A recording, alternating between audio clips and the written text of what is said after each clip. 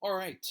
So today I want to talk to you a little bit about how economists deal with decisions of life and death. Um, so, uh, Economics for almost 200 years has been referred to as the dismal science.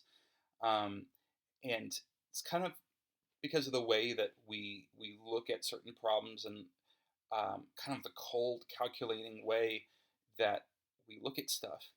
Um, I had a lot of people uncomfortable with um, the survey that I sent out, and um, that was intentional. Y'all were supposed to be a little bit uncomfortable with some of those decisions because we have to make really, really hard choices sometimes, especially when it's in matters of life and death. Um, so I just wanted to talk about a few of those issues. Um, so the first is, why are we trying to put a value on a life? Isn't that like sadistic, Mr. McClung? Well, a little bit. Um, but unfortunately, um, we have limited resources. Um, and, we have all these choices. Some are literally a matter of life and death, but we can't save everyone. It's not possible. Um, so um, it's one of those things where we have to look at these choices and we have to figure out, okay, well, what can we afford to do? Um, what do we have the resources to do? How can we do the most good with what we have? And these choices are heartbreaking choices, gut wrenching choices. Um, and sometimes it's even a choice of, do we save this life or do we save this life? Um, because we don't have the resources to save both. Or the decision that we make will help this person but harm this person. Um, so I wanted to talk a little bit about those trade offs and about all of that. Um, so, some examples of life saving policies that can be enacted by the government: building a stoplight, um, a lot of regulations by government are life-saving regulations. Whether or not you like them or not, they can save lives. Like forcing businesses to offer safety equipment, forcing truck drivers to not drive all the time. Making sure they're actually getting sleep. Because a lot of truck drivers, if you let them, they will drive and drive and drive until they reach their destination because um, they want to make that extra money. But it puts lives at risk, their lives and the lives of others when they're tired. Um, Red light cameras, oh my goodness, they are so unpopular. No one, no one likes a red light camera. But the evidence is still there that they save lives, that it keeps people from running red lights when they know that they're there, um, and it reduces casualties. Lots and lots of studies have been done by this, but people hate them, hate them, hate them, hate them, and no one likes to get a ticket from one of those, especially when you don't feel like you've done anything wrong. When you slowed down instead of stopped on a right on red or something like that. Providing food and healthcare for poor folks. There are people that will die if they just run out of money for healthcare. They don't have the money for the operations, and so they die.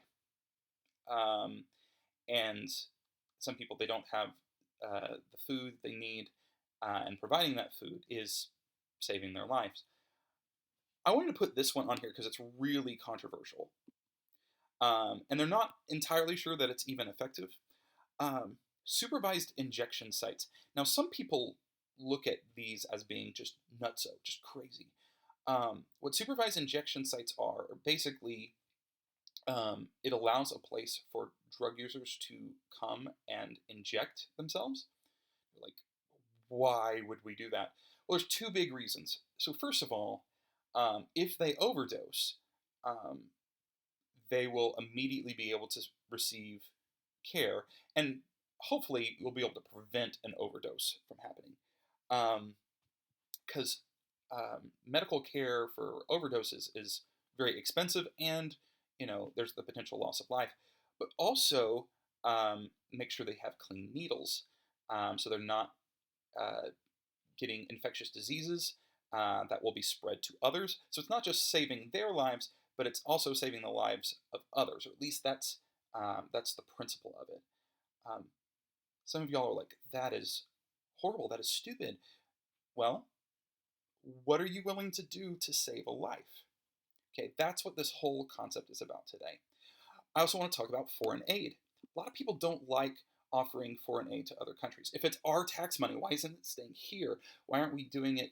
Why aren't we using it here for our people? Well, a lot of times this foreign aid can save a lot of lives, and we can save lives a lot cheaper other places than we can here because you know, just doing little stuff like helping provide food and clean water, it's a lot cheaper than what we have to do to save an American life because we've already done the easy stuff to save our lives. We already have sanitation um, and basic healthcare and all that stuff. So, but it leads the question of okay, are our lives more valuable than their lives, or should our money be strictly to save our lives? Okay, so this is where we come to about are our lives more valuable than their lives? Um, really gross questions that we have to deal with. And one of the reasons that we're talking about this is one of the things we've done as a life-saving measure is to shut down businesses right now to make sure that people aren't getting infected and that we don't overwhelm our healthcare system. Uh, it's a huge cost, huge cost. Lots of businesses shutting down.